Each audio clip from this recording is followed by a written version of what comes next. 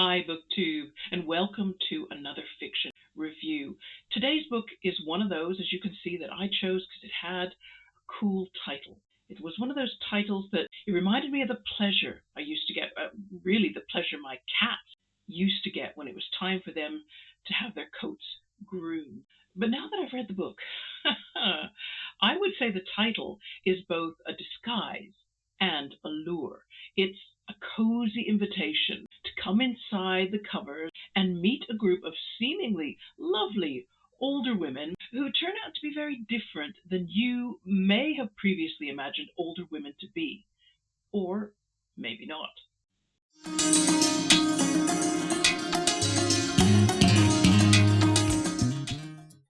Today we are reviewing Cat Brushing by Jane Campbell, published in 2022 by River Run. Can I pitch this book? Well, this is a subversive, mischievous, and transgressive collection of 13 short stories where all the protagonists are women over the age of 70, and the author herself made her publishing debut the same year that she turned 80.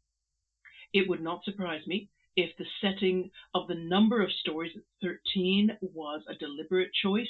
That would just add to the provocative punch that you get from reading Cat Brushing. This is also the first volume of short stories that I've found that has an epilogue written by the writer, where she gives her own analysis of her fiction and the ideas about aging that she wanted to explore. And now it's time for the all-important book details. How long is it? How did I get it? How much did I pay? Well, I made YouTube content about the day I purchased this book. It was about a year and a month ago, thereabouts. I'll put the link in my description box. I was in London on the previous Sunday, and my plan was to visit Foyle's bookstore on Charing Cross Road, and then to walk up to King's Cross St Pancras railway station by the way of Scoob Books, which is supposed to be, I'm told, the largest secondhand bookstore in London. Well, it was an ambitious agenda, okay, because by the time I'd walked to Foyle's from my hotel in Smithfield, and I browsed for a couple of hours, and then I'd had something to eat, really, logistics dictated that the next thing I had to do was get to the train station ASAP using the underground and not my feet, so that I could catch a train that would get me home at a reasonable time. So there you go. And I haven't been inside Scoob Books yet, but that's because Read What I Own Challenge, which, if I haven't said this enough, I've only got a month left. And I am so looking forward to being able to buy just one book. I have so many books that I want to buy. We're going to have to get a plan for that, but you're going to hear about that later.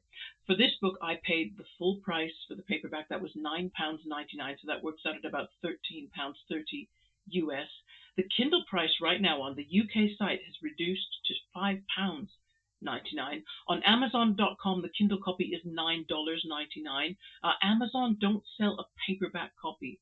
If you need to read a physical book, you would have to get the hardcover or order a paperback from the UK. The paperback is 273 pages long, but that's only because the text has been really spread out. Yeah, the font is 12 point at the very least. It might be closer to 14, and it's double spaced. Top and bottom margins on the pages are 1¼ inches, and the left and right margins are at least an inch each. And then between the end of one story and the beginning of another, you get at least 2 blank pages, right? A title page and then an overleaf, and sometimes you get 3 or 4.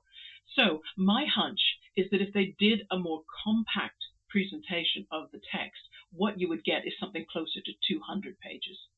I liked this layout very much, by the way, and maybe that's because I'm getting older. I don't know. Maybe I was meant to like it, but I really liked the amount of white space on the page. Really comfortable for reading.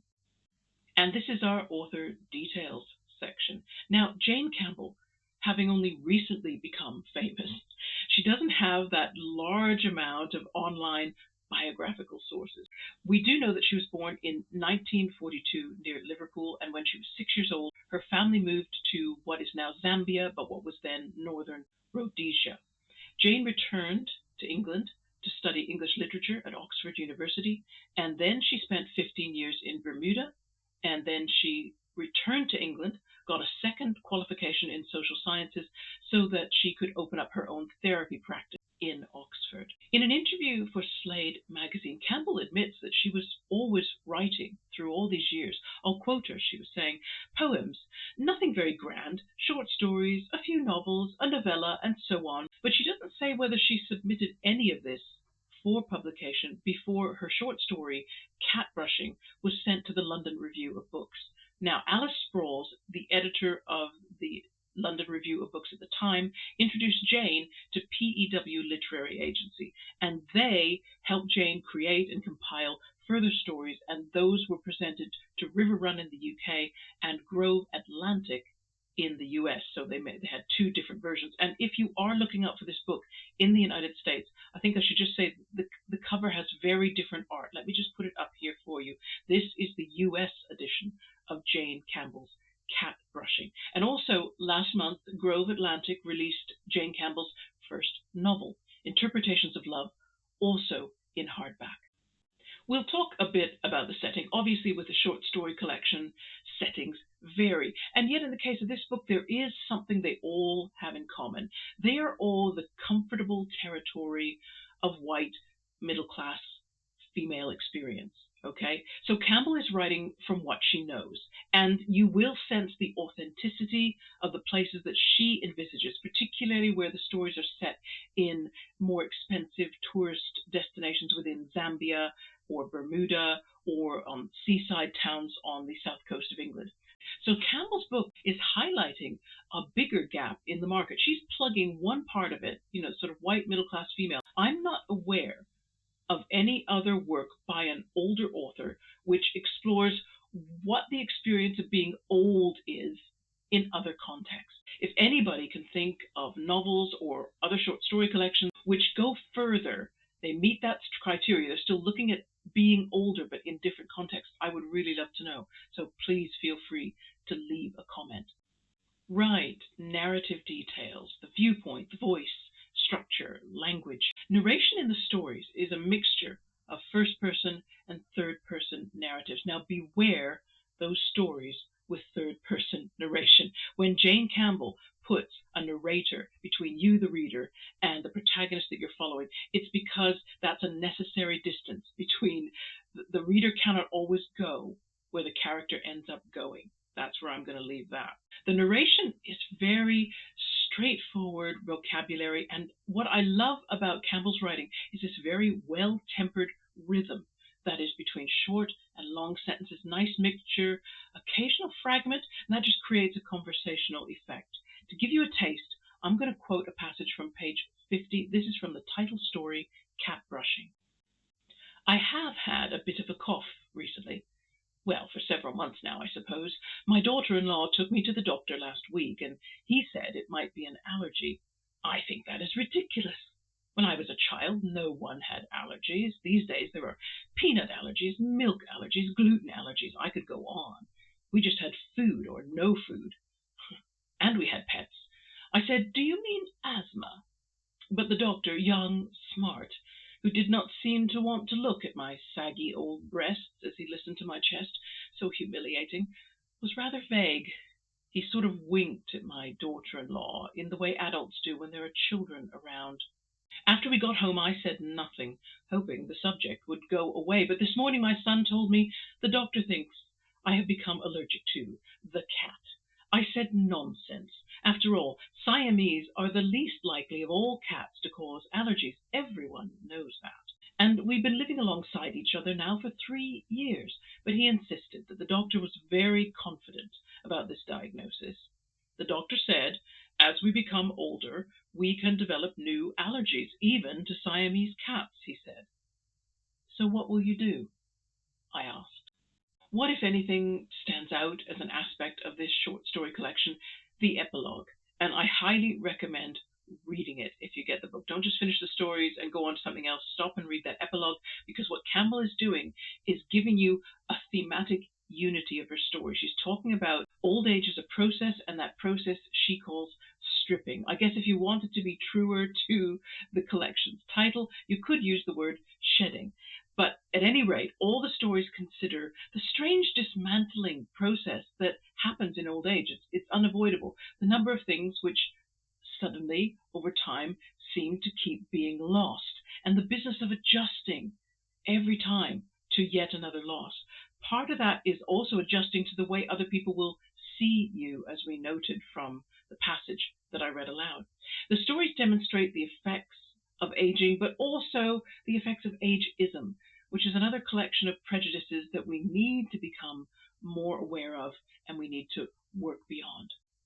Is there problematic content in this book? Oh my, yes there is. Here's a list. Okay, murder, suicide, self-harm, serial homicide, incest, hallucinations, and sexual abuse of a child. There are also a couple of stories that could be called science fiction. They're speculative, they imagine the future of care for the elderly, and they're food for thought, yes, but they're also a bit creepy. What is the purpose of that problematic content? Well, good question. Good question. When I opened this video, I talked about how the title was a disguise, didn't I? A cozy invitation to come inside. And I was thinking of the fairy tale by the Grimm's brothers, Hansel and Gretel, where the children are tempted into the witch's house because the house itself is made of all these beautiful things to eat. And it's only when they are inside that they realize that the house is a baited trap and that the witch wants to eat them.